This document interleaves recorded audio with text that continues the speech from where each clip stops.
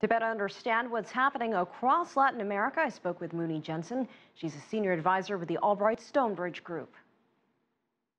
To varying degrees, there is a common theme, which is the erosion of the people's trust in their government. It's impossible to compare one with the other in terms of the extent of how the institutions are still standing. In the case of Venezuela, it's not very clear that they are. In the case of Colombia, institutions still work, and Brazil is kind of in the middle. But what is clear from the public unrest and from the degree of popularity or unpopularity of the leaders is that there is a growing skepticism and, in many extent, anger and discomfort with the role of government as representatives of the people.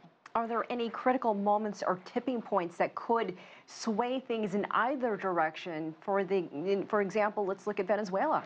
Venezuela has been at the tipping point for a very long time, and as things escalate, it's widely believed that this is going to be the end of the government of Nicolás Maduro, and that there is going to be some sort of a political transition. What we've usually found is that the government reacts and concentrates power even more, restricts freedoms even more, and more people come out on the street. It's been escalating daily. And there is really no end in sight that could immediately solve the problems that Venezuelans are living.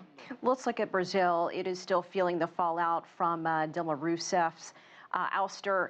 Could we see a potential impeachment of Michel Temer and another sort of scramble to the top? Could we see a Brazilian Donald Trump, for example? We're seeing the results of widespread corruption in Brazil. We're still fresh from the impeachment of Dilma Rousseff, which was a very complicated and shocking situation for Brazil.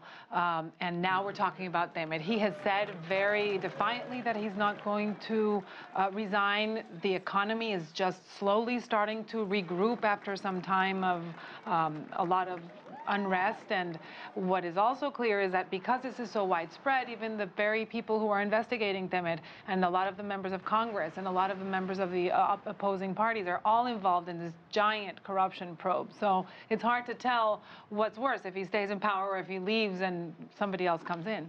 To what degree is the local instability spreading across the region, and what impact does it have on countries like China, who invest heavily across Latin America?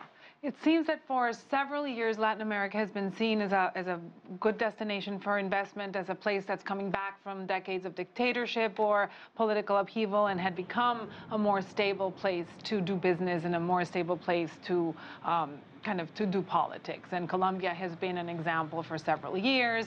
Brazil was was also the sleeping giant that was awakening when the World Cup and when the Olympics.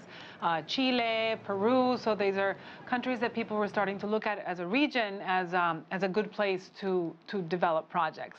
As this unrest grows, especially in Venezuela, which is the region's hotspot, and now in Brazil, where it seems like they can't come back on their feet from all the corruption, it's starting to become a region that needs to be taken a little more carefully in the eyes of investors.